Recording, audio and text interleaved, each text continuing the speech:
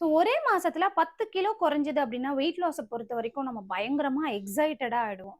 இதுவே ஒரு ஒரு மாசத்துல ஒரு 3லருந்து 4 கிலோ குறையுது அப்படின்னா, அதுல வந்து நமக்கு பெருசா எக்ஸைட்மென்ட் இருக்காது. பட் த ஃபேக்ட் என்ன அப்படின்னா, ஒரு மாசத்துல 10 கிலோ குறைக்கிறது அப்படிங்கிறது ஒரு ஹெல்தியான பேட்டர்னே கிடையாது. 10 கிலோ குறைக்கவும் முடியாது. குறைஞ்ச அந்த 10 கிலோ அப்படிங்கிறது அடுத்த 2 ஆர் 3 மந்த்ஸ்க்குள்ள அகைன் அது வந்து டபுளா ஏறுறதுக்கான வாய்ப்புகள் ரொம்ப ரொம்ப அதிகம். ஏன்னா, ஒரு மாசத்துல 10 கிலோ குறைக்கிறதுக்கு எந்த விதமான டயட்டுமே ஒரு ஹெல்தியான டயட் அப்படிங்கிறது கிடையவே கிடையாது. ஸோ நம்மளோட எக்ஸைட்மென்ட் அப்படிங்கிறது தான் நம்மளோட ஃபெயிலியருக்கும் காரணம். ஸோ நம்ம பொறுமையா பண்ணாலும், அது சஸ்டெய்னா பண்ணும்போது it will give a huge result. So நீங்க ஞாபகம் வச்சுக்க வேண்டியது என்ன அப்படின்னா, பெரிய பெரிய ஹாப்பினஸ் உங்களுக்கு சீக்கிரம் சீக்கிரம் குடுக்குற வெயிட் லாஸ் நம்பர்ஸ்ல கிடையாது. உங்களோட கன்சிஸ்டன்சில இருக்கு. ஒரு ஹெல்தியான வெயிட் லாஸ் அப்படிங்கிறது மேக்ஸிமம் 3லருந்து 4 கிலோக்கு மேல குறைக்க முடியாது. குறைக்கவும் கூடாது. ஸோ இந்த மாதிரியான டிப்ஸ்லாம் உங்களுக்கு ஹெல்ப்ஃபுல்லா இருக்கா? என்னோட பேஜ மறக்காம ஃபாலோ பண்ணி சப்போர்ட் பண்ணுங்க.